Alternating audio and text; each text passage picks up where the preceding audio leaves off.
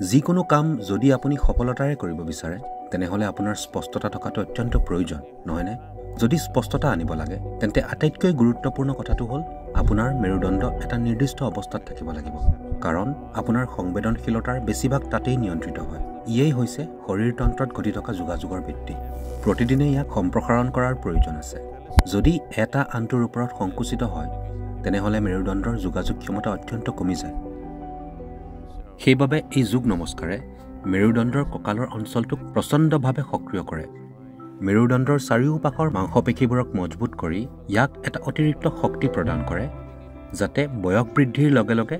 ৰাজহাড়ৰ ক্ষয়ভৱনৰ ফলত স্নায়ুবিলাকত হেঁচা পৰাৰ সমস্যাৰ উদ্ভৱ নহয় আৰু যদি ইতিমধ্যে ক্ষতি আৰম্ভ হৈ গৈছে